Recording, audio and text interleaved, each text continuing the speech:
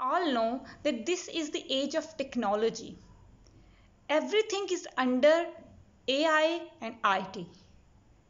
Politics, lifestyle, business, education, सब technology और artificial intelligence पर डिपेंडेंट हैं, और अगर नहीं है तो हो जाएंगे, because this is the future.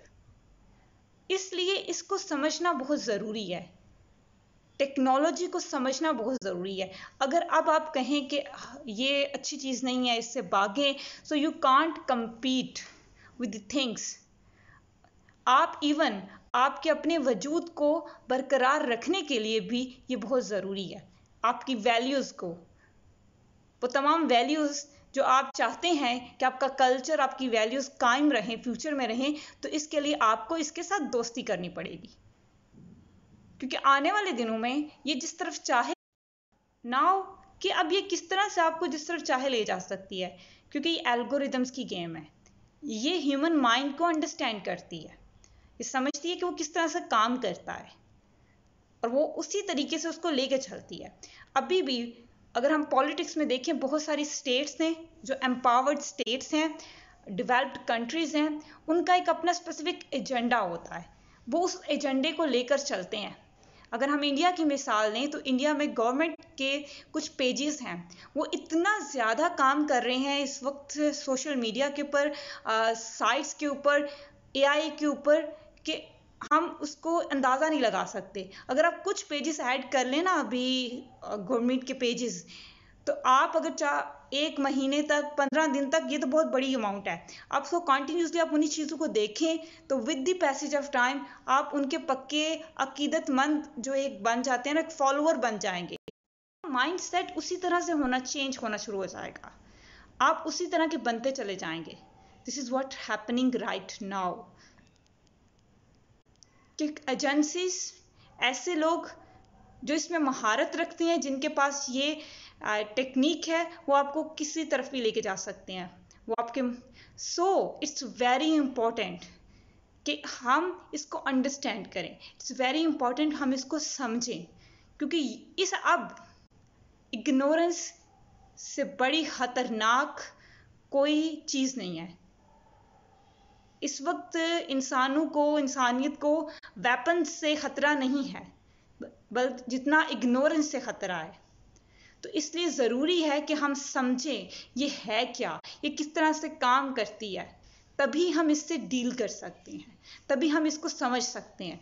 या there are lot of opportunities that artificial intelligence is going to, technology is going to be create. बहुत सारी जॉब अपॉर्चुनिटीज़ हैं, बहुत सारे लिविंग स्टैंडर्ड बहुत चेंज हो गया है, बहुत अपग्रेड हो गया है.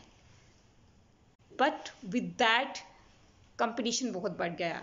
विद दैट इट्स वेरी, अब वही इस खेल में जो है वो आगे बढ़ सकता है जो compete कर सकता है. ये अनएम्प्लॉयमेंट को, it has the capacity that it can remove, it can vanish the unemployment. अगर हर बंदे को ये इसको समझ ले, हर बंदा जो है वो इसकी अंडरस्टैंडिंग हासिल कर ले, हर बंदा इसमें एम्पावर्ड हो जाए. बट चूंकि ये नहीं होगा, तो इसलिए ये चीज़ भी बढ़ेगी. अपॉर्चुनिटीज़, नई नई चीज़ें बहुत सारी आएंगी, लेकिन उनसे वही फ़ायदा उठा सकेंगे जो इसके साथ चलेंगे, इसको समझेंगे, वही इसको साथ compete भी कर सकते हैं, और वही लोग इससे बच. सेम थिंग दैट सस्काइंड ने अपनी book future of the politics में इसको एक्सप्लेन किया है.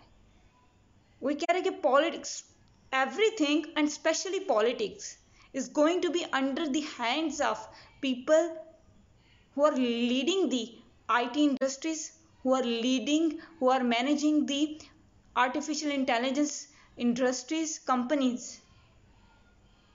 ये लोगों को माइंडसेट को किस तरफ भी लेके जा सकते हैं, because they have datas, they have all the thing, and that data is going to be the super weapon of the future.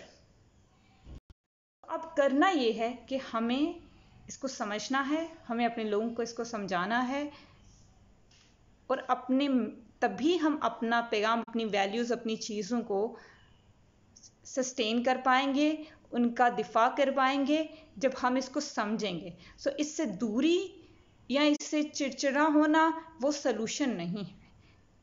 पहले अंडरस्टैंड करके, किसी बीमारी को अंडरस्टैंड करके ही आप उसका इलाज कर सकते हैं। So it's opportunity, but on the same side it's something, it's worst thing. सो हमेशा हर चीज़ के दो पहलू होते हैं, वो अच्छी भी होती है एक तरह से, लेकिन दूसरी तरफ से उसकी नेगेटिविटी भी होती है। तो हम उसे समझ कर ही हम उसकी जो नेगेटिविटी है उससे डील कर सकते हैं।